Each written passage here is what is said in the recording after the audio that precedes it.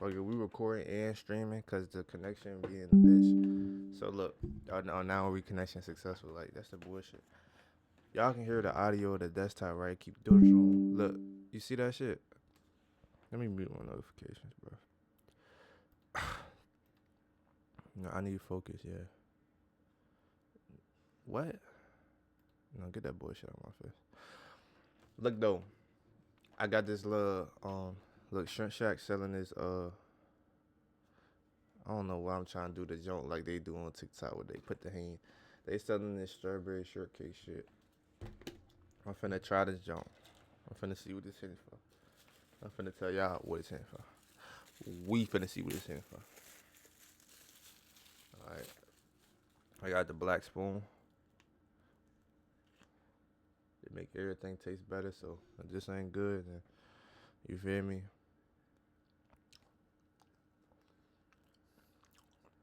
Okay. That one ain't bad. It got real strawberries in that game. I don't really like whipped cream like that. I'm gonna move that shit to the side. Look. Oh, real strawberries on that hoe. Mm. Mm.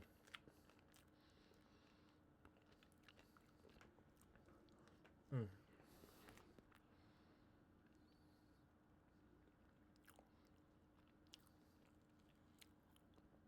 I ain't gonna lie, this gotta go to him.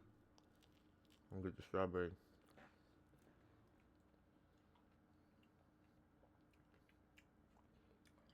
I got the strawberry out that joint, but all that whipped cream gotta go.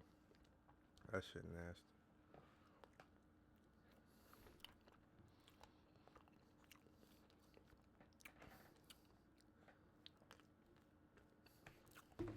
$7 10. That joint ain't bad. But look though, I just started some shit earlier. I ain't mean to open that. Y'all can't see it though. I ain't sharing my screen yet. Look though, I was thinking about some shit earlier, right? I'm like, damn, I used to watch this when I was a kid. I'm finna put y'all onto some OG shit. Well, y'all know I'm a YouTube vet when it comes to being a viewer, right?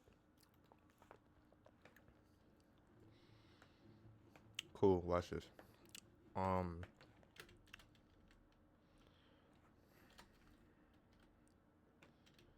My mic gotta be right in but my mic used to be way better than this. I don't know what the fuck happened. Y'all know I'm bad with the technical shit. Like, I don't know what the fuck I'm doing. I ain't gonna lie.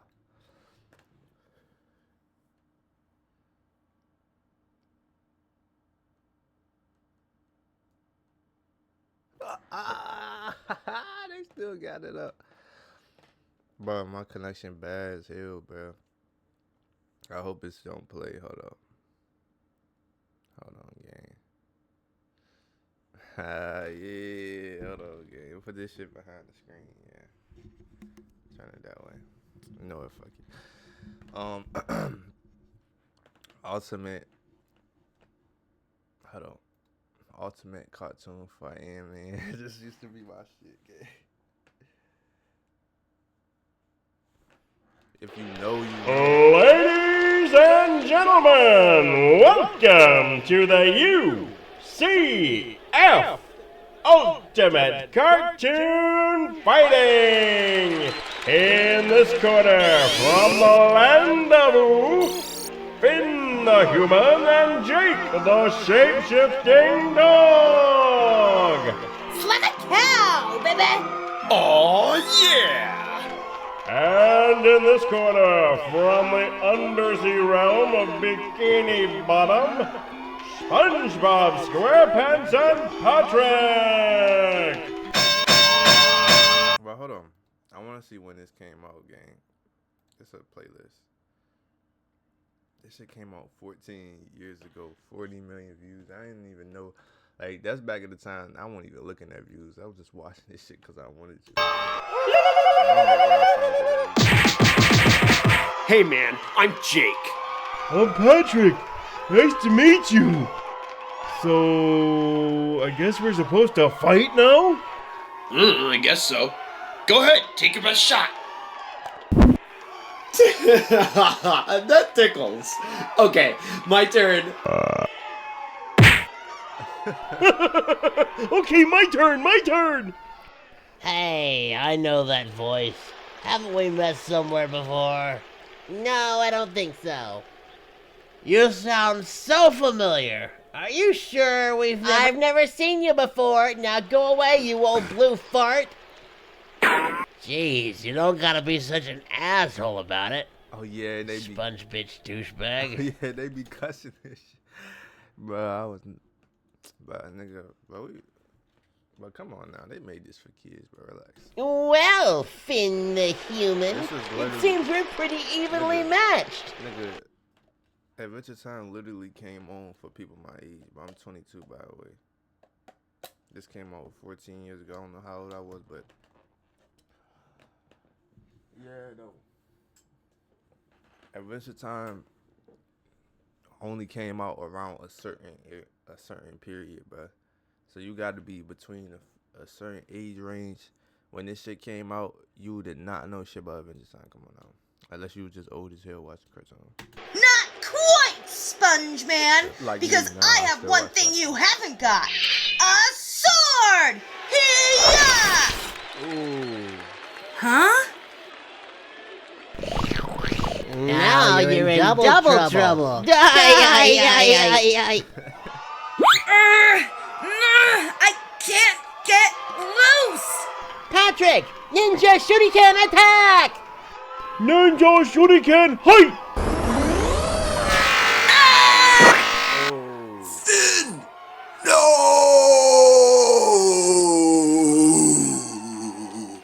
Yeehaw! Now that's gonna leave a mark! Sandy crazy. Okay, buddy, you can go ahead and regenerate now. SpongeBob? I don't think humans can do that. Oh, crap. Don't worry, buddy. I'll put you back together. You're gonna be fine. You're gonna be fine.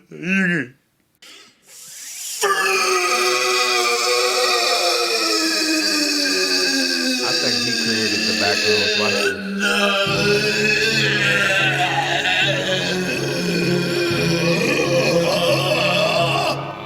What the fuck?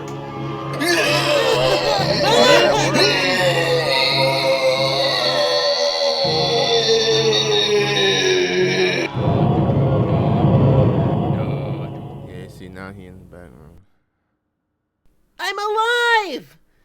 Does this mean I won? Hello? Hello? Oh, no. What time is it? I thought it was just a white void. Adventure time. But it was some other ones, bro. It was the one with Sonic. He kept tripping him. Regular show versus Dragon Ball Z. Bro, hold on. I didn't see these. I only seen like 3. Only like 3 was out when I was coming up. There's so many. The UCF. Alright, I gotta see Perry the Platypus right quick. Welcome to Ultimate Cartoon Fighting! In this corner, Ash Ketchum and Pikachu! Pikachu! And in this corner, What the hell was that? It was horribly off key. I mean, is it me? Am I wrong? I can't have a Pokemon battle Aquaria. against this guy. Where are your Pokeballs? Oh. Pikachu! Oh, I assure you I've got all the Pokeballs I need right here. Behold my latest invention, the Gothic-Catchemolinator! Pikachu! Thunderbolt! Pikachu! Haha, got you!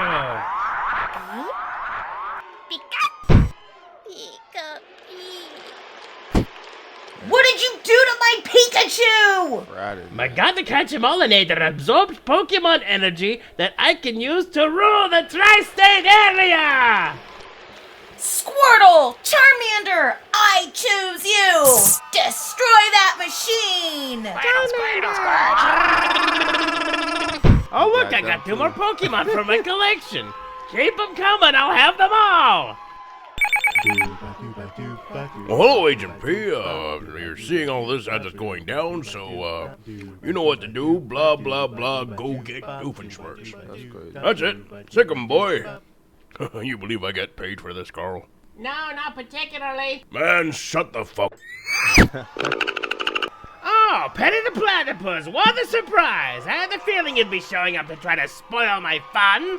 Well, you're right on time to see part 2 of my latest invention, the Pokewatchinator! Hey, that's Omnitrix Omnitrix. technology. Oh, yeah. How'd you get your hands on that? Why they ain't Well, put let's this just in say I there? had a You little whooping bit of ass, I help. know Isn't you. that right, Azimuth? Azimuth? Another What? thing though, right now, like, alright, no, I'm saving for the. Cut me some slack. I'm in love with his daughter. Come here, baby. Give Daddy some sugar. Ew!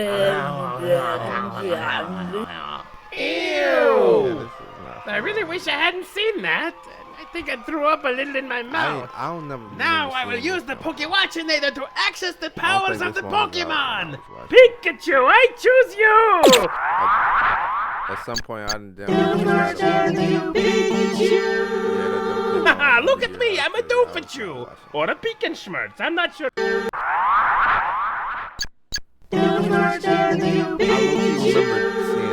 Haha, look at me. I'm a Doofachu. Or a Peekenschmertz. I'm not sure which. Either way, Thunderbolt attack. Hold still, Penny the Platypus. How am I supposed to hit you? Hey, that platypus almost looks like... Hey, you're not Perry. Psyduck. I was wrong. You're totally our platypus. What is a platypus? Who are you again? You know, this is taking way too long. Let's just spin the dial and I'll turn into Right, everybody right. at once. Oh Humongousaurinator! Will Perry the Platypus defeat Dr. Doofenshmirtz? Will the Pokemon get their powers back? You make the call. If you want Phineas and Ferb to win. that's some bullshit. That's lame as fuck. Nigga, y'all the animators, y'all do that shit, man. Welcome to Ultimate Cartoon Fighting Bonus Round. In this corner, near the fast food experiment gone horribly wrong, Aqua Teen Hunger Force. Look at all my adoring fans. They're all here to see me. The great and powerful Master Shake. Are you crazy, man? They're here for me. Everybody loved the meat rod. That's right. Uh-huh. Something ain't right here. What do you think, Admiral Akbar? It's a trap! And in this corner, he's the cat bear thing with the insatiable appetite, Chowder! Oh, hell no.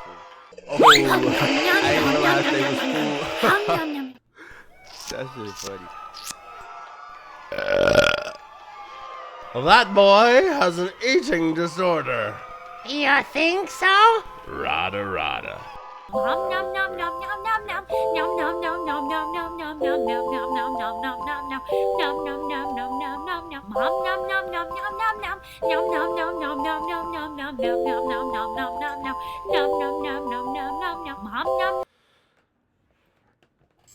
Let's go to the comments. Let's see what the nigga was talking about. Well, when this came out, 14 years ago too, I bet. Let's see what niggas was talking about.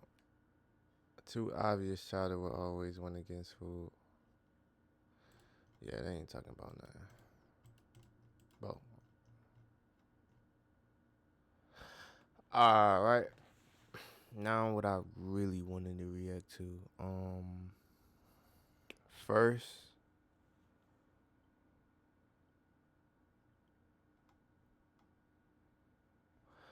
let's go Blackie Speaks, bro. Now, this nigga OG, I've been watching this nigga for a little minute. Like, I ain't gonna lie. And I stopped watching him for a while when he had said something, and I ain't like what he said, but This before he used to show his face, right? And this all a nigga would see, right? It's just profile picture. So I was under the impression that this guy was Caucasian. But he is not at all. Look at this nigga, he black as shit. He's not Caucasian. I feel like you guys, before you say certain stuff, you gotta let people know that you black. But that's neither here or there. He's still a great YouTuber. I ain't never disagree with like nothing too crazy. I just think he was talking about something. I think he said the N-word or some shit like that, and I just stopped watching his ass for a minute. We have got to the point where literally anybody can build a fully his face again, and I'm like, oh shit, I was tripping for nothing the whole time. Rapper Julio Fulio was. Alright, I already watched this video, right? But I want to watch the second part right here, and I know y'all ain't. I don't know if y'all seen the second part, so if y'all already seen this first part and y'all want to, y'all can just skip to 13 minutes and 5 seconds after this, and then you feel me if you just want to see my reaction, which I doubt. Nah, I ain't gonna say that. Come on, now, I ain't down myself. I'm down you, but yeah, we gonna watch this y'all again. I already seen it though, by the way, so y'all niggas gonna be like, oh. Now recently, one of the men convicted in the murder of rapper Julio Fulio was sentenced in court. His name is Sean Gathright. And unlike a lot of stories like this, what's making people pay attention isn't just the murder case itself. It's the fact that Sean Gathright reportedly came from a good family, had a supportive let me out, bro. I don't think this nigga know how jail works. Upbringing, traveled the world growing up, and according to his own family, was like what's making sentence in court attention isn't just name is she. One of the men convicted. Nah, this shit got a bed in there. I don't know, bro. I never been locked up. Bro. It's the fact that Sean Gathright reportedly came from a good family, had a supportive upbringing, traveled the world growing up, and according to his own family, was surrounded by positive role models and older figures throughout his life. You have characterized your... Hold on, I watched this at work, so I didn't... I was listening to it. I ain't see like a couple of these pictures, gang. So this is a genuine reaction. This ain't no fake reaction. And your brother Sean's childhood as a good, nice, loving childhood growing up. Isn't that true, ma'am? Yes, ma'am. You said that both of you had wonderful, loving, supportive relationships. Isn't that true, ma'am? And specifically when talking about male role models, you said that he had a wonderful relationship with his stepdad, Brian. Yes. He also had a wonderful godfather. His grandmother, Lisa Gathright, you both had wonderful relationships with her as well. Yes. And her husband, before he passed away, your grandfather, both you and your brother Sean had an amazing, loving, supportive relationship with him as well. But despite all that, Sean, alongside several other individuals, would eventually drive from Jacksonville to Tampa, Florida, where prosecutors say they carried out a targeted ambush that left rapper Julio Fulio dead. And in the process, Sean would end up destroying his own future forever. Not long after the murder, authorities would track Sean Gathright down and arrest him in connection to the homicide. And by the end of the trial, Sean was crying in court, which raises a bigger question that honestly goes far beyond this case alone. How did we get here? And how does someone who seemingly had love, guidance, structure, and opportunity still end up making the worst decision of their entire life? You know what they say though, bro? The most dangerous niggas in these type of groups or cliques or friends is the most dangerous nigga is a nigga that need to prove himself. And I'm gonna explain what I mean by that. This nigga didn't come from, you feel me? They say he had a good environment. This nigga traveled, all type of shit, right?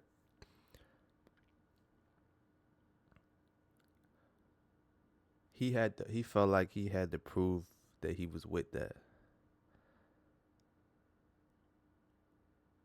And maybe I'm wrong, but the point I'm trying to make is though the most dangerous nigga is the nigga with something to prove. And that could be in any aspect. You could come from the struggle, or you can come from a surrounding where all you see is death and destruction. And your thing to prove could be that you want to prove that you can be better than that. You get what I'm saying? And that makes you dangerous to the point where, or you ain't gonna let nothing stop you. Or you want to prove that you can make it out of that. Or you want to prove that you ain't gonna be broke forever. You know what I'm saying? You want to prove that you capable, prove that you able. Anyway, a nigga with something to prove is the most dangerous nigga.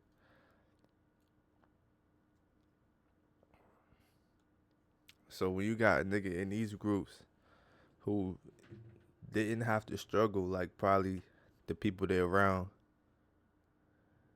you know what I'm saying, didn't have to go through bullshit. People around them probably looking at you like, yeah, you ain't like that. I know your mom, I know this. But just put it like this, anybody could pull a trigger. You feel what I'm saying? That ain't nothing to be proved. It's literally designed so anybody could do it. The shit, they made it so easy. They could put anybody in, you know what I'm saying? Send anybody to war, all that. But what I'm trying to say is, bro,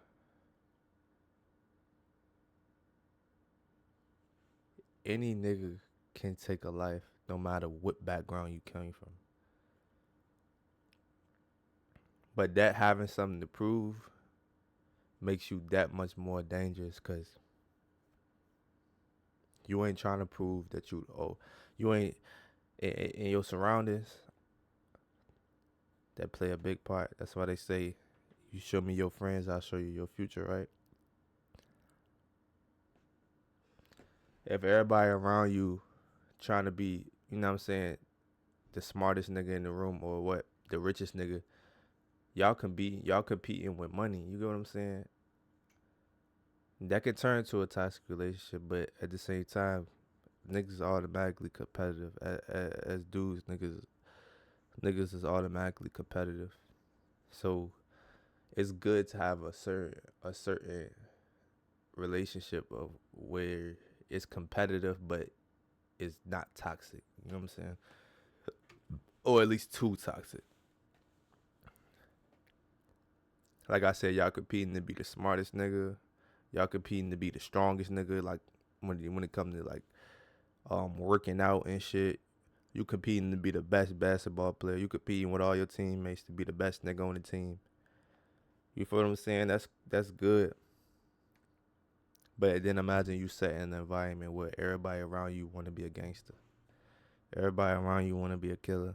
Everybody around you want to be like Young Boy, Lil Durk.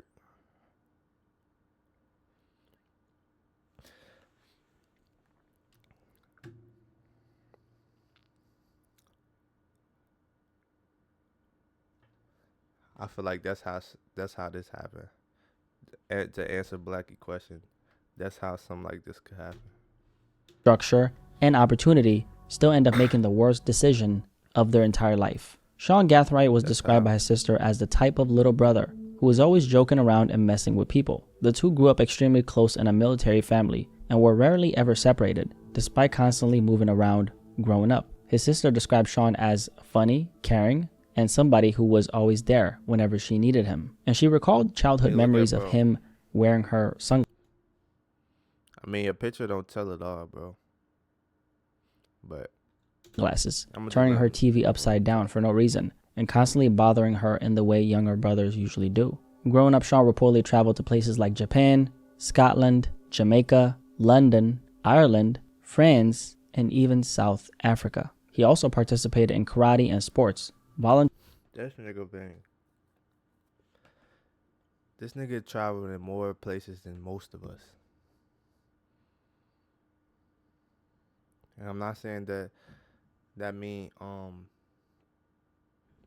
Nigga ain't had toxic household. Nigga ain't had bad role models around them.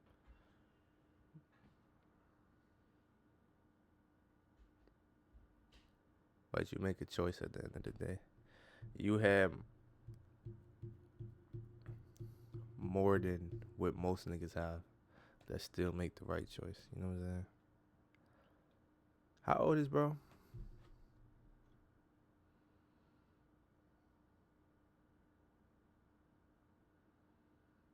How old is bro?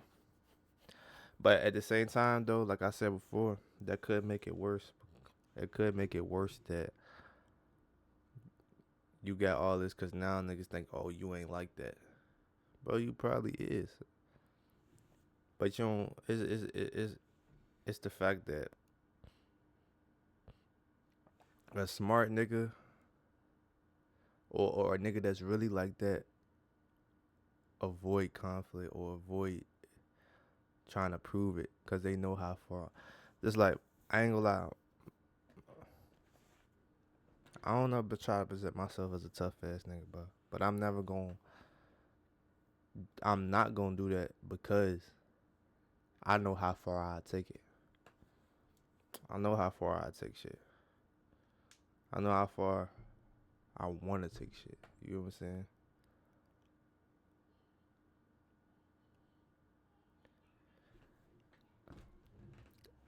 This is a conversation, gang, that I feel like niggas been here. When we watched the video yesterday, not been here, but niggas been talking about for a long time with everybody. Just like the video we watched yesterday with Gangstalicious and Riley.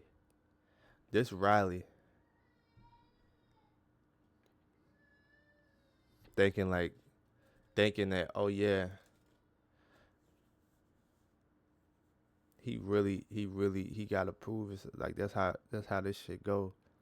You feel what I'm saying? I don't know about a rapper or what, but a lot of niggas think you gotta jump into some street shit in order to get your rap career up.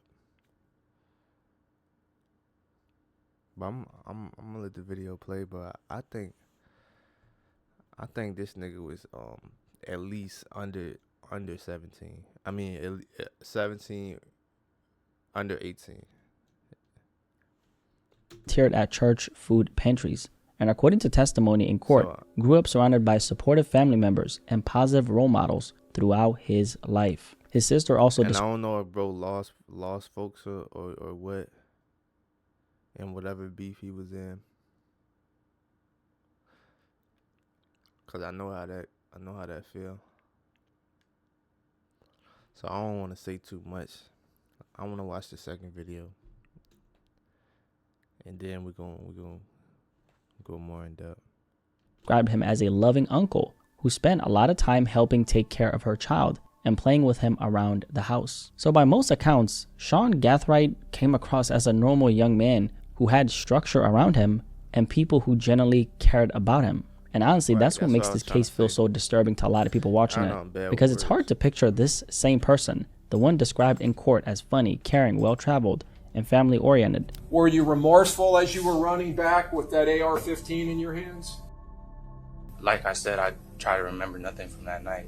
Oh yeah, bro, gotta be like... People keep asking, how do we actually get an AI agent on our team? Well, it's easy. Watch how I do it in 60 seconds.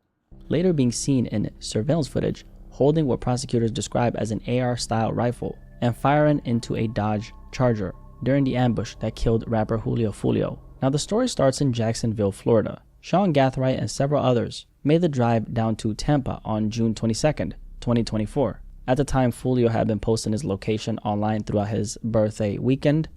The pool party start today at 5, 6 o'clock. If you already got the address, pull up. And investigators believe the group used those public posts to track his movements across the city. The group traveled in 2 separate vehicles. One was a silver Chevy Cruze, the other was a black Chevy Impala, allegedly connected to Sean Gathright through his mother's registration. So this car was quite literally registered to his own mother's name. However, it was noted that this was mainly used as his own personal vehicle. By the time they reached Tampa, prosecutors say the group checked into an... That's all I'm saying, bro. This shit won't smart at all. I heard another thing say he had his phone on him, but he ain't had no business being in this shit. And this was his nigga. This was the people he was sliding with, or is this just the niggas who got caught? I don't know, bro. This look like everybody, cause judging by how this look, one of them would have told. Especially bro on the left, cause it's like he clearly ain't know what the fuck. He clearly should have never been in this type of situation, and he probably ain't had nobody real around him to tell him that, as far as friends. Shit really sad. Airbnb, located just minutes away from where the murder would eventually happen. At that point, everything still looked normal on the surface. Just another group of young people in another city during a weekend trip. But according to court documents, the real reason they came to Tampa started unfolding later that night. Investigators say the group began following Foolio's movements across the city after he publicly posted locations tied to his birthday celebration. Prosecutors claim the silver Chevy Cruze allegedly acted almost like a lookout vehicle, locating Foolio and the people around. Bro, these niggas moved. These niggas took a whole trip just to be in the same place as him, bro. They gonna slap this nigga with. But you know how much time this nigga had to rethink this shit? This nigga packed his bags, got in the car, and drove. I don't know how far that is from his house. I'm assuming like an hour or two at least.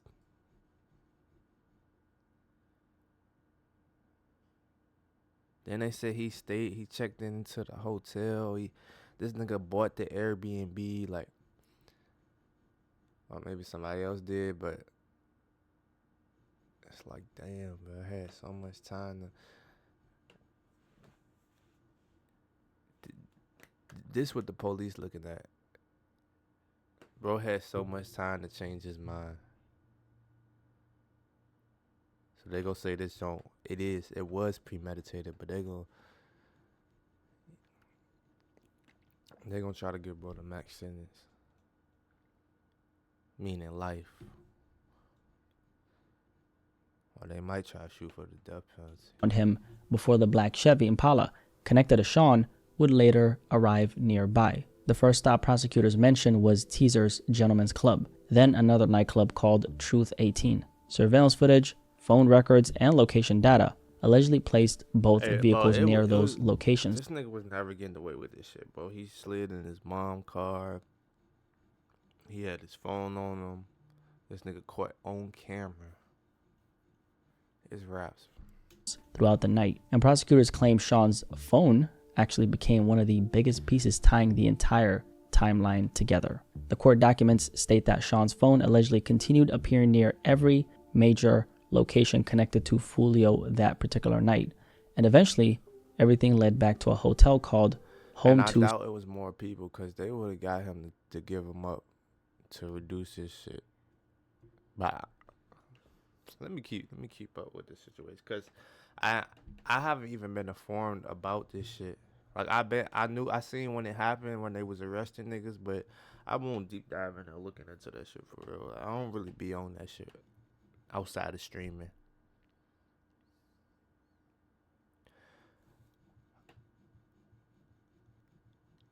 Until, I watched this video at work. But you know what I'm saying? I watched Blackie. I've been watching that nigga for a minute, so it's just like, this is a nigga that I actually watch. Like, I'll watch his video about whatever topic.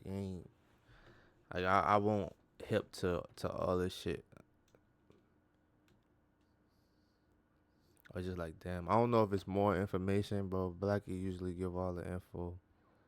So don't take nothing that's discussing this video as fact. You feel me? You could do your own research and make your own, formulate your own opinion. But from what's being presented here, bro, yeah, that shit's sad. In Tampa, Foolio and the people he was with had reportedly returned to the hotel during the early morning hours after moving around the city throughout the night. Shortly afterward, prosecutors say surveillance footage captured both suspect vehicles And arriving. it's not like it's sad because this nigga clearly had no idea what he was doing. Bro, that's what I used to talk about, bro. It don't matter how. You gotta remember, it don't matter how motherfucking tough, how motherfucking gangster, how many people you killed in GTA. None of that shit matter, gang. When you still a human, cause you could get taken out by a rookie. You can get taken out. Nigga, we so fragile. You can get taken out by a trip and fall. A nigga can knock you out and you can die. So it's just like, ain't nobody really. Yeah, niggas that have a reputation, what, but ain't nobody above. It's like we all got 100 HP, bro. No shield. Ain't nobody above that. Like, ain't nobody popping out this bitch with 1,000 HP, bro. No matter what you do. You might have more experience or whatever, but it don't change the odds that much, gang. At all. Near the hotel parking lot. But investigators say the way the vehicles moved inside the parking lot allegedly showed this wasn't random. The black Chevy Impala connected to Sean took a longer route around the hotel, almost as if the people inside were trying to avoid being seen immediately. Then moments later, prosecutors say the silver Chevy Cruze drove past Fulio's parked vehicles multiple times before eventually leaving the area altogether. That's when the situation turned deadly. Around 4:38 that morning, prosecutors say 3 masked gunmen stepped out of the black Chevy Impala and began moving through the hotel parking lot on foot. Sean Gathright was one of those 3 individuals. Sean was hotel parking lot on foot. Sean Gathright. Where's this camera at? Well, they got every fucking angle. What? This gotta be a reenactment. Gathright was one of those 3 individuals. Sean was seen armed with an AR-style rifle during the shooting, and the surveillance footage showed one of the riflemen carrying a weapon equipped with. Shit got color. You can see the motherfucking. What'd I just do? Now, recently, one of the men convicted. But you can see the motherfucking trees, gang. We only 3 minutes. I know I paused a lot, bro. Y'all just gonna have to. You feel me? If y'all watching this for me, bro, it don't even matter.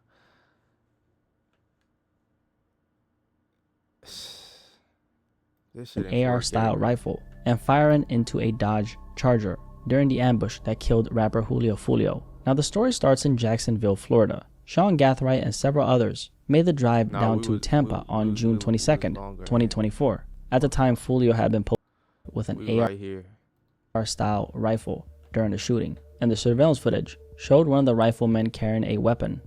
Boy, you can see this nigga, black hoodie, riding on the back, got some motherfucking navy blue drawers, another black gloves. You clearly see the gun, like, equipped with what investigators believed was a brass catcher, a device designed to prevent shell casings from falling onto the ground. Then suddenly, gunfire erupted across the parking lot. Multiple shots were fired directly toward the Dodge Charger Fulio was sitting inside as the vehicle attempted to speed away through the parking lot. Fulio then tried diving into the back seat as bullets tore through the vehicle, striking him in the chest and the back. 3 other people inside were also wounded during the shooting before one of the vehicles eventually crashed nearby, and within seconds, the gunman disappeared back into the night. But according to investigators, the story didn't end in the parking lot. In the hours after the shooting, prosecutors say the suspects allegedly split up and began making their way back toward Jacksonville. Sean allegedly drove the black Chevy Impala to a family member's house in Polk County. Roughly 12 hours after the murder, surveillance cameras captured Sean unloading bags from the vehicle before transferring items into another SUV, registered under his mother's name. Sean was also later seen. Cameras at your house. They using your house footage. They see you cleaning the whip and shit. Damn. wiping down parts of the Impala, including the door handles and portions of the interior. And that right there became one of the clearest signs to Man, look at this. This neighborhood nice. This neighborhood nice. This nigga got a driveway. I never had a driveway. Nigga, that's my goal in life, is to have a fucking driveway. Brody probably got investigators a that garage. Sean was now starting to panic. some people Because out by here this got point, investigators pools. say the digital trail surrounding the murder was already beginning to close in around everyone involved. Phone records, license plate readers, Multiple cars. surveillance footage, Airbnb cameras, Uber records. Nearly every moment tied to the trip from Jacksonville to Tampa was reconstructed piece by piece. Then just days later, Sean was pulled over in Jacksonville while driving a different SUV. Officers allegedly discovered ammunition, firearm parts, and bags prosecutors believe may have been connected to the aftermath of the shooting. And as investigators continued searching deeper into the case, things became even worse for Sean. When authorities later searched his home, I'm just curious, gang. Hold on. I know I'm pausing a lot. Oh shit. Alright.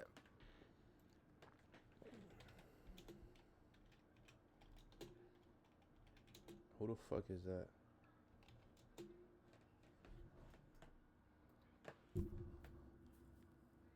Oh, okay. That nigga short. Never mind. That don't matter, but I just wanted to know. investigators found multiple rifles inside a safe, including one equipped with a brass catcher, similar to the one described during the shooting at the hotel. And eventually, all this evidence they discovered surrounding Fulio's murder became impossible to ignore, and they basically connected all the dots. One by one, arrests started coming in. The silver Chevy Cruze, prosecutors say, had tracked Fulio throughout Tampa, was eventually located in Georgia. Rashad Murphy, which was one of the suspects, was allegedly behind the wheel when police attempted to stop the vehicle. Then in the weeks that followed, Sean and the others connected to the case were eventually arrested and charged in connection to the murder of Julio Fulio. Keep coming. Keep coming. Walk back to me. I remember this video. It was raining hard. And just like that, a trip that allegedly started as retaliation in an ongoing... What the fuck is that? Is that a grenade launcher? Yo, what the fuck? Why do these niggas need all that? But they probably like 50 deep already. They got an insurgent, which is rocket proof. And these niggas got grenade launchers. Like, what the fuck? The fuck they trying to kill? In every zombie movies, these niggas be the first one to die. Shit don't make no sense. When Jacksonville gang war had now turned into one of the biggest rap-related murder cases in recent years. But what makes this story especially disturbing is how normal everything looked in the beginning. A drive to another city, an Airbnb, nightclubs, friends moving around during a birthday party weekend, and then just within a few hours, multiple lives were destroyed forever. And eventually the story that started with a drive from Jacksonville to Tampa ended inside a courtroom. For nearly a month, the jury listened as prosecutors laid out what they believed happened during Julio Fulio's final hours alive. The state argued that Sean Gathright and the others tracked Fulio across Tampa after he publicly posted locations tied to his birthday weekend online. Jurors were shown surveillance footage, phone records, license plate reader data, Airbnb footage, and videos from the hotel parking lot where the shooting occurred. All of this evidence eventually led back to Sean and the other suspects. And Sean's phone had appeared near multiple locations connected to Fulio that night. His black Chevy Impala was allegedly seen moments before the shooting, and prosecutors claim surveillance footage later captured Sean cleaning the vehicle afterwards, when he was basically trying to clean it so they wouldn't really catch the DNA on the car, but obviously he was already cooked at that point, right? Now, as the trial continued, Sean started standing out from the others involved in the case, because unlike some of the other defendants, prosecutors never argued that Sean himself was actually a gang member. And during a specific phase of this trial, and you know the police will label that shit under you for anything. And if the police can't label you as that, you know you had no business being around these niggas. Jury were introduced to a completely different image of Sean. His family described him as intelligent, funny, and raised in a stable home with positive role models around him. Sean attended college prep schools, took college classes, and traveled internationally growing up while his parents served in the military. And honestly, that's what made the case feel so disturbing to a lot of people following it, because prosecutors were now arguing that this same young man ended up in a hotel parking lot at 4:30 a.m. in the morning, firing an AR-style rifle into a car full of people. At one point, Sean himself even took the stand, fighting back tears, and told the jury he felt very remorseful and apologized to Julio's family and the other victims. To the victim's family, I ain't gonna lie, bro. This shit ain't gonna help you, gang. They got so much shit on you, bro. Anything you say gonna look bad. you know, I want to send my deepest condolences and my, you know, I understand that it's hard losing a child, a best friend, a brother, a cousin, and for that I just cannot say sorry enough. You could have said the brother and cousin and shit, cause that's believable. You probably lost somebody, but you can't say you understand how it is losing a child. I mean, we know you lying, bro. And for that I just cannot say sorry enough. You know, I feel terrible about the situation, but I'm a firm believer that God can use anything for good. But prosecutors argue that the murder was cold and calculated and carefully planned from the beginning. Then finally, after weeks of testimony and nearly 8 hours of deliberation, the jury reached its verdict. Sean Gathright was found guilty of first-degree murder in the killing of Julio Fulio. This is a story of a... That's what I'm saying, bro. They get this nigga the highest. First degree is like the worst joint, right? I mean, you premeditated it. Yeah. And did he even... They ain't even label him like he was having beef with bro or nothing. Beef with niggas he be around, nothing like that. They probably don't know the intricacies. He probably be hanging. He associated in some way, whether it's through family or something like that. I don't know. The family, I don't know no good family that have you in this situation, knowing that you got something going for yourself. Young man who, according to nearly everyone who testified for him, came from a good family, traveled the world, attended college prep schools, and had never seriously been in trouble before any of this. Although, according to investigators, Sean was also allegedly connected through ballistic evidence to a previous 2023 attempt on Fulio's life months before the murder in Tampa. So obviously he was involved in something, but that's what makes this entire story feel so disturbing, because somewhere between all those opportunities, influences, decisions, and relationships, everything went... Been God getting him out there the first time, bro, because this shit was so sloppy, gang. But I mean, just like Lil Durk Jones, bro, all this shit be sloppy. I don't get it. Completely wrong. At the time of me recording this video, Sean Gathright is facing the possibility of spending the rest of his life behind bars or even the death penalty. Either way, the life he once had is gone forever.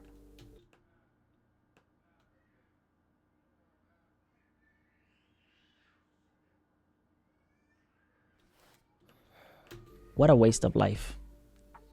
If you made it this far, drop a like on this video and subscribe if you're new here. And honestly, I'm really curious what you guys think about this entire case, because stories like this really make you realize that having opportunities around you doesn't always protect you from yourself. Y'all let me know what you think in the comment section below. And exactly, bro.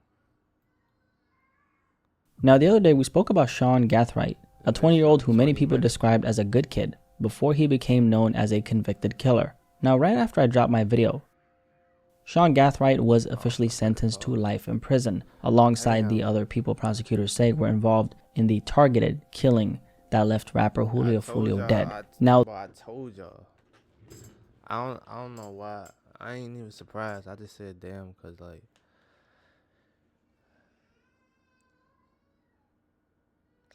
yeah, but I knew they was gonna slap the highest sentence on her. They got too much, but they got this nigga in 4K. They got everything. They got the murder. They got him trying to clean the shit. They got him on the way down there prepping for it. But this shit, clean. The sentencing aside, there's something else I want to talk about today that's been brought to my attention. Because despite everything that's happened, despite the evidence, despite the life sentence, despite it now officially being decided that he's going to spend the rest of his life behind bars, Sean Gathright still seems to believe that there's some type of future waiting for him outside of prison one day. So this is what's going on. SeanGathright's family actually created an Instagram page for him. And from what it looks like, they're basically using the page to keep people updated on Sean's situation, post messages connected to him, communicate with supporters. I didn't know he had fans, and continue building some type of support system. Yeah, you know he got fans, bro. Come on now. I mean, you probably don't know, but this nigga, you know Julio was in beef, and you know how parasocial. We was just talking about this yesterday. You know how parasocial fans is when it comes to this rap shit.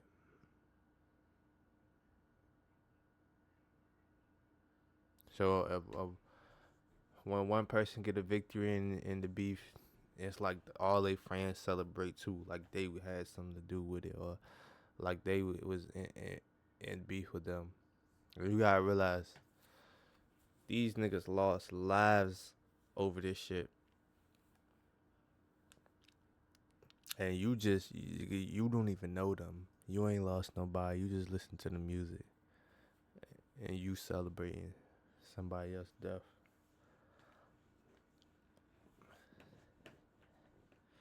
The world is in a crazy dystopian ass place. They say celebrity culture is not like how it was back in the day, where celebrities was worshipped. It's close. It's close. If not worse.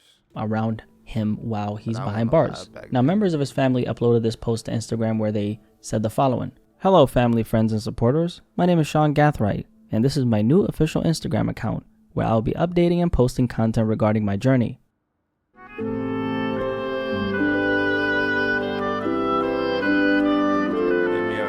Pay for my YouTube premium. Nigga, you got life. Feel free to reach out. Updating and posting content regarding my journey. Nigga, you got life. Feel free to reach out. I'll be sharing a message very soon. Thank you to anyone who has reached out with supporting messages, prayers, and or donations. Who the fuck is doing that? See, and that's another thing, bro.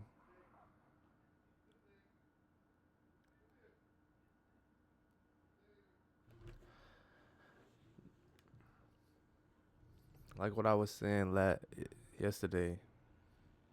It probably was the day before yesterday. Last stream, right?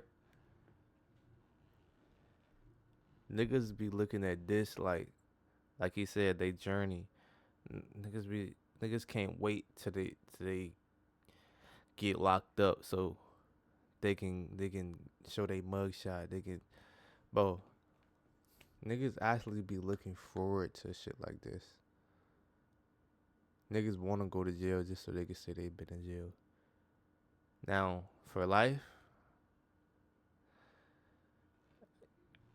I don't know. Maybe bro just trying to make the best of the situation, but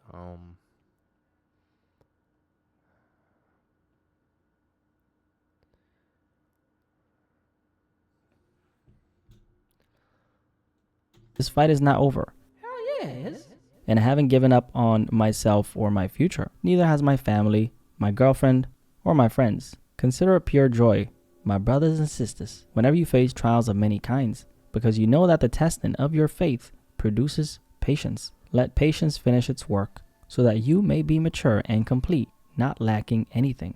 And honestly, reading all this feels surreal once you remember that this is somebody who was just sentenced to spend the rest of his life in prison. Like he's literally never going to see the light of day, because the tone of these messages almost feels hopeful, like this is some obstacle he's eventually gonna overcome one day. And here's where things get even more interesting. There's now reportedly a GoFundMe page connected to Sean's family as well, and the fundraiser said the following. Dear friends, family, and supporters, this is a fundraiser on behalf of Sean Gathright's family. Sean is only 20 years old and is currently facing... This nigga 20.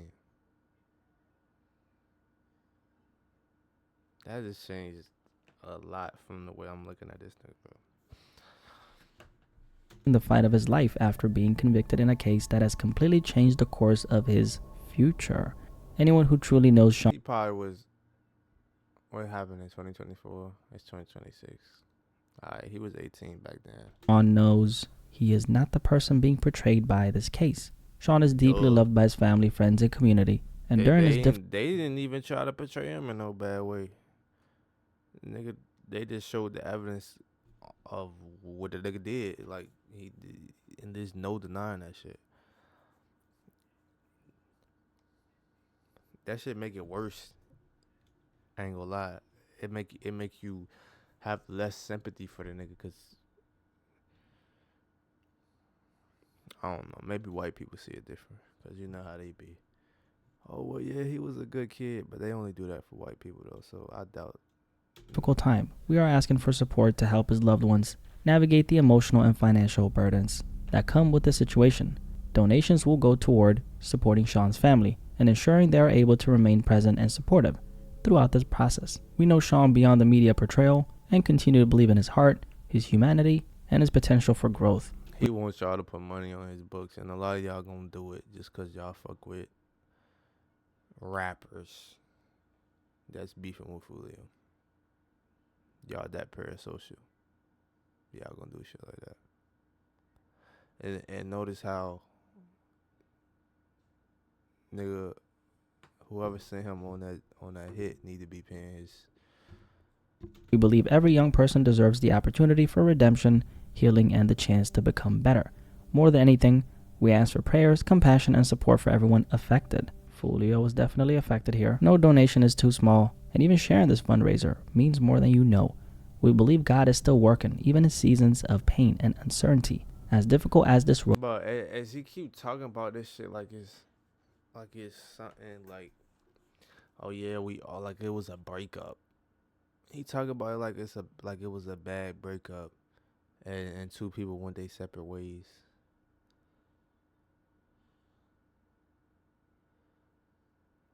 It's like, bro, it's like most of the remorses sound like, damn, I'm mad that I put myself in this situation. I'm mad that my family don't get to see me no more, that we separated. I don't know. It's shit kind of weird. I ain't gonna lie. This shit Road weird as is. hell, Sean still has people who love him deeply and refuse to give up on him. Thank you for taking the time to read our story and for supporting us in any way you can. Don't the Now, court I'm not case trying. say that you got 11 family, nigga? You went to fucking Africa. A lot of us ain't even been to the motherland. Most of us ain't even been to the motherland, gang. A snitch or anything like that, but I'm pretty sure GoFundMe has policies against raising money for certain violent crimes related to legal situations. So seeing all this publicly circulating online right after somebody receives a life sentence for traveling to another city, tracking another person's movements, and then allegedly participating in an ambush where a vehicle was sprayed with bullets and somebody ended up dead is honestly wild to watch unfold in real time. Now, before we continue, let's listen to what Sean himself had to say from behind bars. So one of his relatives uploaded a video of them speaking to him over the phone, and Sean had a message to the world, and this is what he said. Men don't doom scroll, masturbate, drink, and smoke because they're lazy. They do it because their overstimulated brain is crazy, bro. What the fuck? What's up, everybody? It's Sean. Did y'all hear that? Did y'all hear like that sigh? Like, I know that boy's going through it, man. What's up, everybody? It's Sean. I'm just reaching out to y'all, just to give y'all a quick update about my situation. Right now, they got me in confinement. But they probably this probably his girl, bro. She probably like, yeah, you got fans. The world know you now, and when you get out, you gonna be famous. And you know how people that's not in the spotlight, they look at shit like, even if it's like something small, like. But eventually, niggas gonna forget about this. Probably in like 2 to 3 months when some other bullshit happen. But we gonna forget about this shit. Like, it's not something that's gonna. People think this, like, when all eyes on you for the wrong reasons, and it's not on you because of you or who you are as a person. It's just because of what you did and who you did it to, and the nature of well, it actually is got something to do with who he is, because it's like he came from a good home, but bro, niggas ain't gon' they must know that he probably gonna be clicked up with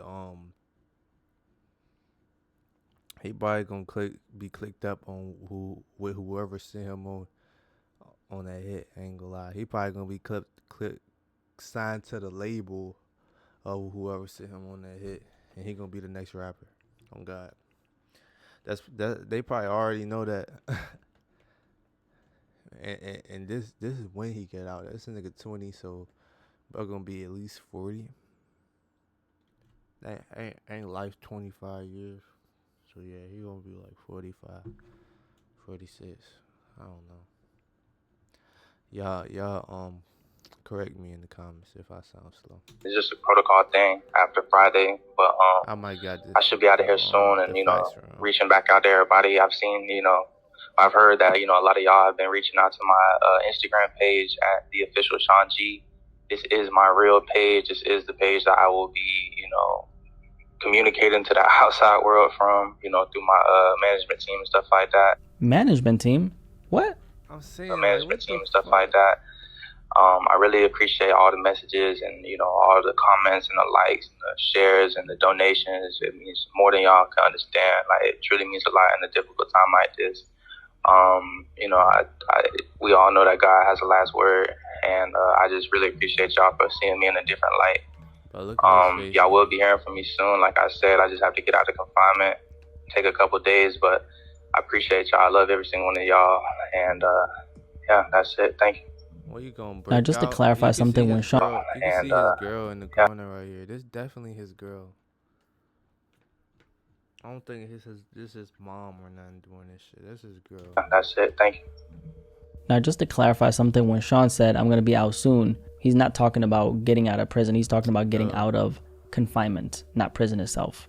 So he was basically saying he expects to eventually be moved out of that isolated confinement setting, not that he believes he's literally about to walk free from prison tomorrow. At least that's what I gathered from what he said. But even with that clarification, listening to that young man's voice, it's not even that he sounds hopeful. It's that listening to him speak, it almost feels like he's disconnected from the severity of the reality he's actually facing, especially when you factor in the GoFundMe page, the new Instagram page, and then now he's talking about management and future plans. Like, what? Wow, this young man was just sentenced to spend the rest of his life in prison. That is a confirmed fact, okay? When most people hear that somebody received a life sentence, they imagine somebody completely mentally destroyed. I mean, at this point, you would think that he wouldn't even be able to think straight. Like reality has finally crushed him. He probably got, his people's probably feeling his head. He probably got the type of family that's like, oh yeah, I know you ain't do nothing wrong. Like, you know them, but everybody know them type of parents. That shit is so annoying, gang.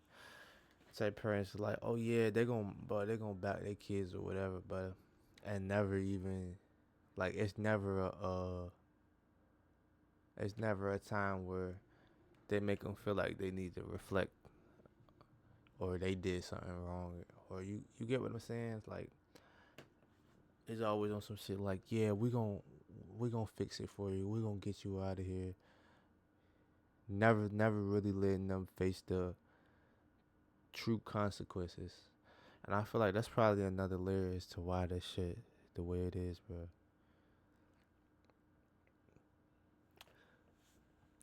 This nigga probably think his parents can get him out of anything. And believe it or not, bro, a lot of kids think like that, and a lot of parents raise their kids that way, bro. Raise their kids like where they could never do nothing wrong. And they gonna always save them from the shit that they put themselves in. You get what I'm saying? For a moment, until you realize that this is the reality you have to live for the rest of your life. And that's when I'm sure the adjustment starts. I don't know. I can't relate. Never been to prison. Ain't trying to go, right? Fact. But listening to Sean speak, it almost sounds like his brain still hasn't fully processed what his future actually looks like now. And interestingly enough, the reason why they apparently created this GoFundMe page is because they're trying to raise money for an appeal. Shout out to Cuff Boys who screenshotted this. We got to collab, my guy. Shout out to you, man. Somebody in the Instagram comments basically asked. I used to watch Cuff Boys a long ass time ago when this nigga used to fucking react to rap videos with his mom.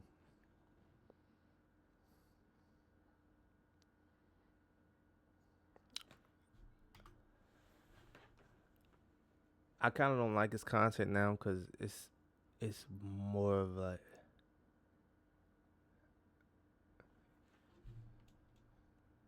never mind. This, we got to collab, my guy. Shout out to you, man. Somebody in the Instagram comments basically asked what the end goal of the fundraiser was. And according to the response, the money is allegedly meant to help Sean appeal the case. Now, an appeal is basically when somebody asks a higher court to review parts of the trial to see if legal mistakes were made. So that would mean in his case, Sean's legal team would essentially be trying to challenge either parts of the conviction process or the sentencing itself. And here's what you need to know about that. Although the right to appeal exists, the reality is that winning a criminal appeal is very, very difficult. And as a matter of fact, the success rate on an appeal in criminal cases, at least in Florida, is typically less than 7%. And it's estimated that fewer than 1 appeal out of 10 ends up in favor of the appealing party.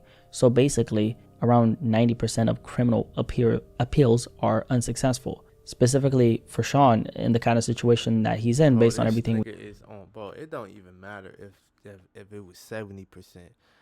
This nigga got so much fucking evidence showing that he, bro, what is there? What else is there to appeal, nigga? You got caught on camera in every aspect, nigga. Your phone shows where you was at. What you just gonna snitch? The only thing I can think of is if you have more information and that they want and you give it up, like you get some type of deal, like. But other than that, bro, they might, bro. We know so far, this is not one of those cases where the evidence looked weak. So let's start with Sean taking a stand. Sean Gathright actually got on the witness stand himself and tried explaining his role in this entire case. Moments after jurors reportedly saw him crying in court, Sean took the stand and apologized for his role in the ambush of killing Julio Fulio. And then the prosecution immediately started pressing him hard on the details. And honestly, that boy absolutely got cooked on the stand. I ain't even gonna lie. Were you remorseful as you were running back? He was with that so He got cooked on the stand. Started pressing him hard on the details. And honestly, that boy absolutely got. He said, honestly, that boy actually got his ass handed. So, pause. I forgot. You gotta watch what you say on the stream. Cooked on the stand. I ain't even gonna lie. Were you remorseful as you were running back with that AR-15 in your hands? Like I said, I try to remember nothing from that night. He was basically one of the only people directly involved who actually took the stand during the trial. Now, there was also another woman connected to the case, Alicia Andrews, who took the stand a few months ago. I actually haven't spoken about her involvement in this case. Do you guys want me to make a video on that? Because she's interesting. There's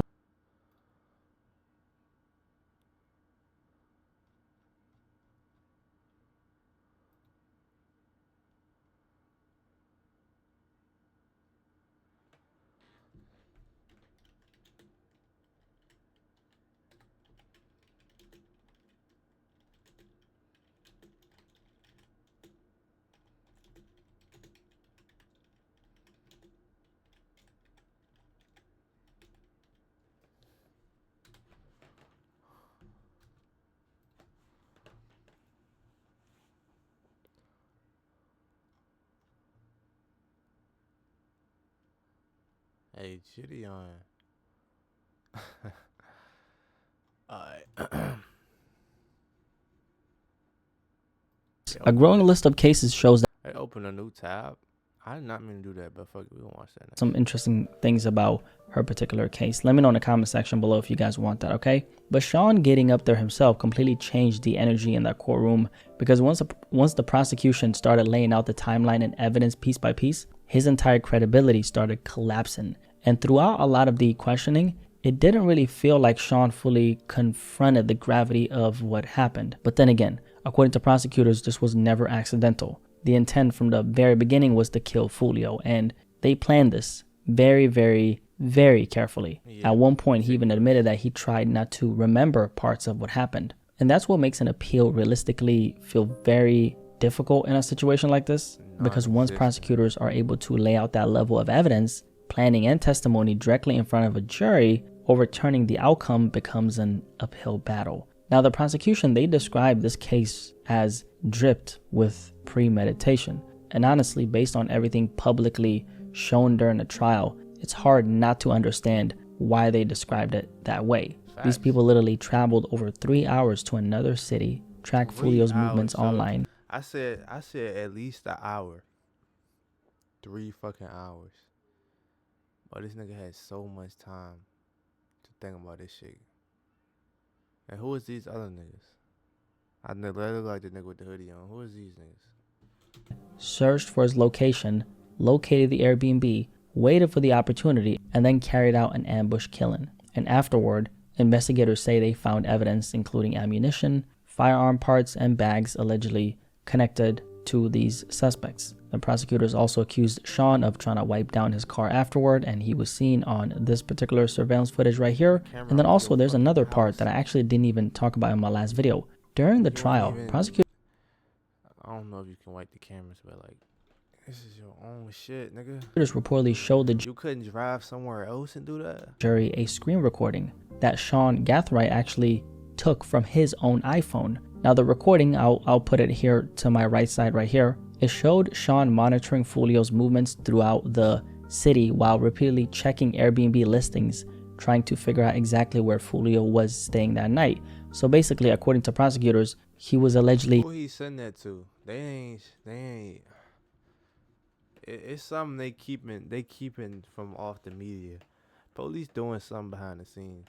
Who he send this screen recording to confirm? It's either somebody that was there with him, that was there with Foolio, like they had the nigga inside, or the nigga that was sending him to do this, he was confirming with him. Like, that nigga that's supposed to been paying. Well, it's some type of payment that was involved, but he not just, come on now. Jumping back and forth between Foolio's Instagram stories and then going back to the Airbnb app on the Airbnb listings, trying to pinpoint exactly where Foolio was staying that night. Like he was even going through the filters on Airbnb. You know how like when you're on Airbnb, you can kind of like go through these filters? So Sean... Hey, we don't all got money, gang. Was like trying to filter stuff. Like he was really trying to find out where Foolio was staying. And that, of course, goes way beyond somebody making one emotional mistake in the heat of the moment. Just for all the people out there who are like defending him and saying that, oh, he's a kid, he made a mistake. No. He planned this. It was all planned. Multiple steps, multiple decisions, multiple opportunities to back out. If you don't know exactly what happened, check out my last video on this. Because at any point during the entire drive, at any point during all that preparation, he could have said, you know what? Y'all a bunch of crash outs, man. I'm not doing this shit. And according to prosecutors, all of the evidence pointed toward the exact outcome. That go back to what I said, bro. The nigga had something to prove, bro. The nigga in a group of young niggas, the nigga with the least amount of I want to say the least amount of trauma, hardship, or bullshit going on in his life, it's the nigga with the most to prove, and it's most of the time he the most dangerous nigga in the group because he got the most to prove. The group intended from the very beginning. Sean was allegedly masked up. We seen him on that surveillance footage holding that AK, armed with this rifle, and prosecutors say he actively participated in shooting into that vehicle before Foolio was eventually killed. And what's even crazier is that Sean is honestly kind of lucky that the state didn't get what it originally wanted, because on Friday, a Tampa jury rejected the prosecution's request to recommend the death penalty for the 4 men involved. So the state really wanted these men executed, but in the end, the jury instead sentenced Isaiah Chance, Sean Gathright, Davion Murphy, and Rashad Murphy to life in prison These were all the defendants. These are all their names, right? Without parole after convicting them for their roles in this plot to ambush and kill Julio. And honestly, it was really interesting watching prosecutors grill Sean the way they did, because throughout questioning, the prosecution kept pressing him on how he felt during different moments connected to the killing, like when he was doing it, like, how did you feel? But over and over again, Sean kept responding by saying he didn't remember. At one point, he reportedly told the courtroom, "I try to focus on today." And honestly, that statement says a lot, because what else can you really do at that point? You're cooked. And what makes the story even sadder is that, unlike his other co-defendants, Sean was reportedly never accused of being a gang member. And that in itself is sad, because it's like he threw away his life for nothing when and he was said he'd never been in trouble legally before this. not even involved in any of this shit. Instead, he talked about growing up privileged, traveling overseas, having opportunities. He described himself as gullible and impressionable, which he probably obviously did that just to try to see if the jury could feel sorry for him, which they didn't. Yeah. And he even claimed he now wants to help younger people avoid getting pulled into street life. A little too late for that. Yeah, and that's what makes this story just hit so much harder, because this young man literally had everything working for him. Was his life perfect? I mean, I don't know. Nobody's life is perfect. But from everything we've seen publicly so far, probably not as good as they making it seem, bro. But police usually try to paint you in a bad light. For them to not even be able to paint you in that way, that should say a lot, gang. It's undeniable that Sean seemingly had opportunities a lot of people would dream of having. And what's crazy is that even at one point in his life, he was apparently a huge fan of FaZe Clan. I'm sure you guys know FaZe Clan. They're like these gamers, right? And there's a old photo of young Sean meeting one of the members as a kid. I think it's Censor. I think that's his name, FaZe Censor. And somehow, despite all that, he still ended up throwing his entire life away for nothing, when he was just like a little kid playing video games and shit. Like, come on, bro. And I think that's the part of his story that generally intrigues me the most, and so many other people. Come on now, bro. He was definitely a good kid, bro. Probably all the way up until last year when he started listening to drill music, bro. That's how I get. I ain't gonna lie. Because this wasn't somebody who seemingly had zero safety nets around him. I mean, this guy I said last year, but you know what I mean. The year before he did that bullshit. Had a lot of people loved him. A family, a support system, opportunities, the ability to travel all around the world. He had all these things going for him, and yet, here he is today, sentenced to spend the rest of his life behind bars before he's even really lived his life yet. And honestly, I'll be real with you, I honestly don't think this young man has fully processed what he actually did here. I think the desire to fit in, the desire to follow the wrong crowd, the desire to crash out and feel accepted was so strong that it led him down a path where he willingly participated in something deeply premeditated and irreversible. And that's what makes this situation so disturbing. Because again, this is not one bad decision made in 5 seconds. There were multiple stages to this entire situation. It was an unfolding situation. They were traveling, planning, tracking movements, waiting, preparing. And during all those moments, there were countless of opportunities to walk away. At any point, he could have just been like, nah, I'm not doing this, man. Y'all can do it on your own. I'm going home. And I think this whole story just brings up another conversation entirely, which is the reality that all mistakes are not equal, right? We all make mistakes in life. Every single person watching this video has probably done things they regret. I definitely have. I could think about some right now. But unfortunately, some decisions are permanent. And luckily, I haven't made one of those decisions. Hopefully, I don't. And here's the thing, right? Taking another person's life is one of those decisions. Because once that line gets crossed, there's no rewind button anymore. And that's why stories like this are honestly terrifying to watch unfold in real time. But they are so important for the youth to see. Because there's so many young people now who are crashing out and doing all this crazy shit in the streets. We hear about them every single day on the news. I just don't think a lot of young people crashing out right now generally understand the finality of these situations until it's way too late. A lot of them are living in the moments. I live for today. We outside. We spinning. We active. But the issue is eventually today ends and then reality catches up. And now you're sitting inside a prison cell at 20 years old trying to mentally process the fact that the rest of your life is basically gone. And honestly, is that mindset coming off that one day? Now you stuck living that day. Because if you that one day that was just, oh, I'm for the now. Now you stuck in that now for the rest of your fucking life, gang. shit get wet. From the music, the environment, the internet, the neighborhood, like, I honestly could not tell you, right? It's this kind of case, you don't know where it Trump not finna pardon you. That shit don't work like that. comes from. It's hard to like say where it's coming from, but at the end of the day, I think it's coming from the person's spirit. There's people who grew up in the worst environments. A lot of those people are watching this video right now. A lot of y'all had nothing when you grew up. A lot of y'all probably grew up with parents who were like crackheads and shit.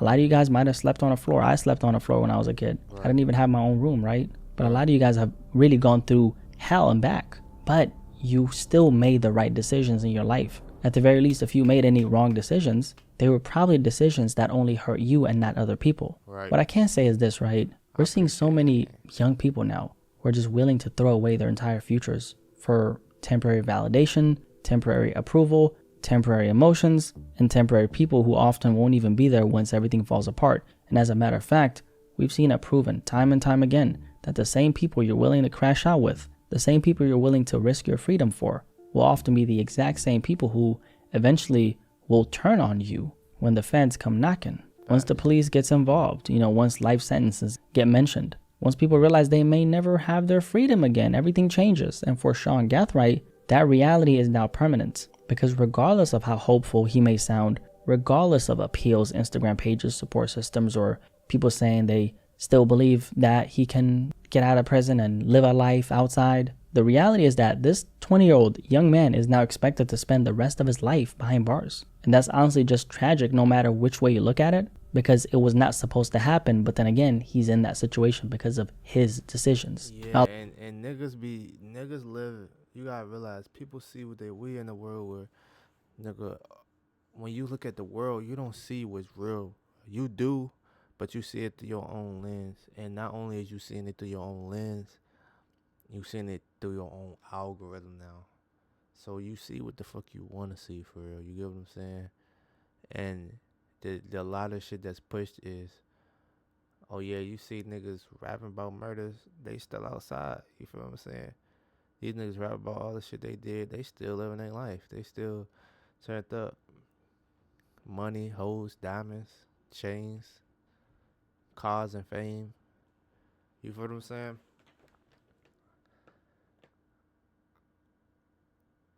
And just like the Gangsta Licious video from last vid, from when we was talking about the Boondocks, them niggas not really living that life. And even if they was, they not no more. They rich now. They doing shows. They recording music. They talking about street shit because that's their image. You know what I'm saying?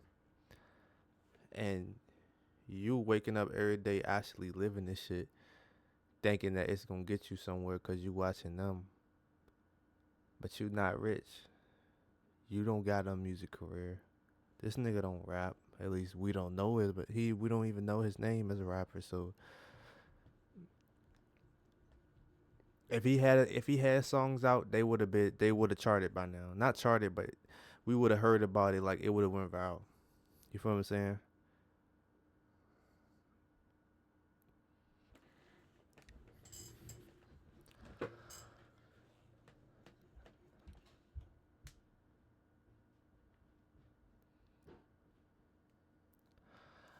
I think it's one of them situations where a nigga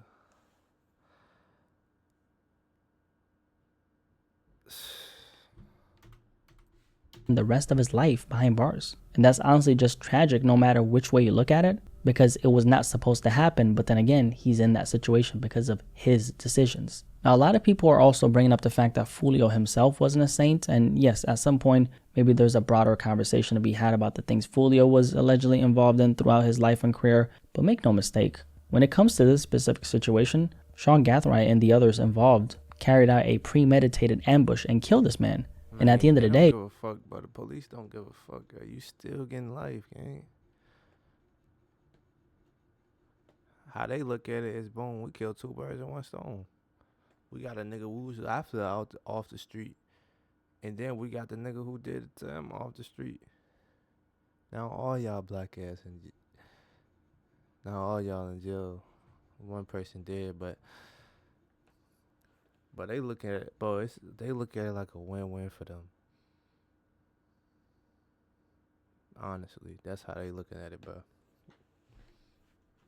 That decision not only changed multiple lives forever, but they did not have to do what they did, and they were wrong for what they did. At a certain point, you just got to look at the things that keep getting presented in front of you. This young man, Sean Gathright, just had no real identity of his own. The devotion to looking street, being accepted by people in the streets, wanting to appear tough, wanting to fit into that image, is what led him down this path. It was a series of decisions, a series of choices. He could have separated himself from the situation. He could have gone.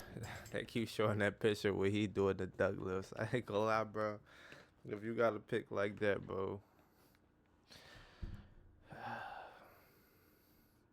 Back to the comfortable life and opportunities that were waiting for him at home. But instead, he chose the complete opposite direction, and he decided to slide for 20 seconds, and now it's gonna cost him his entire life. Some people are just so desperate to be accepted, so desperate to feel tough, so desperate to feel like they belong somewhere. Hey, bro, that feeling of wanting to be accepted, bro. That shit is so real, bro. That shit is so strong, and it's so sad because often people want to be accepted by the lamest people. Oh God. Or they want to be accepted by people that don't give a fuck about them at all. And then it's like, gang, you got people who actually care about you. The people who want to accept you, you don't want to be accepted by them. You want to force somebody who don't fuck with you to accept you.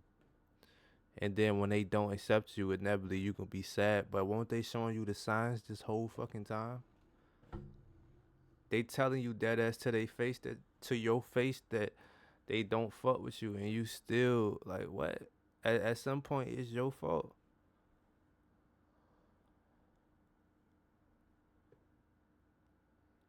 Straight up.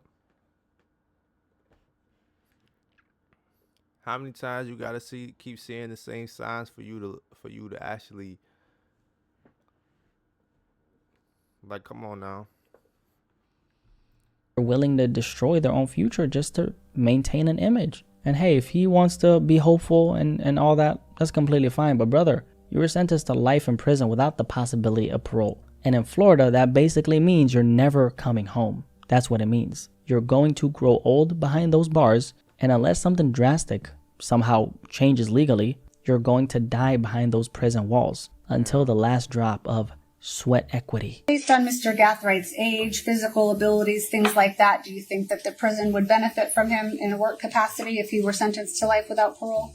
I say yes. With my experience, not only just in classification, but as former warden and even as a jail administrator, he's someone that's young, he's healthy. In reality, we need that labor, we need that sweat equity, and we will put him out there to work. Well, they about to turn your ass into a slave, bro. I ain't even never thought about this aspect of prison, yo.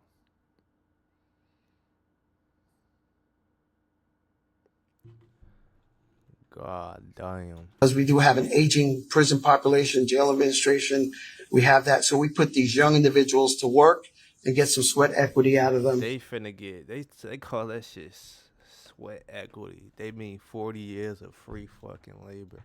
Since they are young and actually can do the work.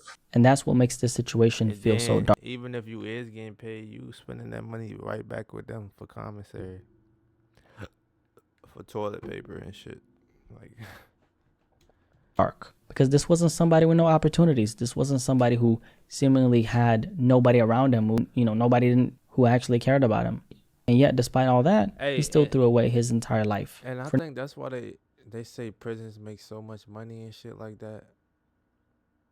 They gotta be making it. But prison is the motherfucking money glitch of a what they call it? What they call the entire lifetime? For nothing. I think so many things can be said about this particular case, but the biggest thing is probably how terrifying it is to watch somebody throw away a life full of opportunity, all because they were chasing an identity that never theirs to begin with. If you made it this far, drop a like on this video and subscribe if you're new here. My name is Blacky Speaks. Nice to meet you. It still doesn't seem like Sean has fully... that almost a dozen... Hey, hold on. How long I been on recording game? Hour 29. Cool. Hey, look though.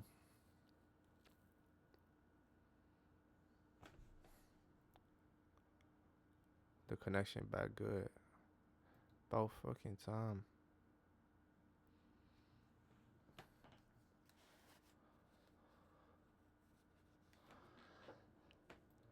I bet that. I ain't mean to open the fucking Zoom. Close that shit. I'm finna check my phone right quick.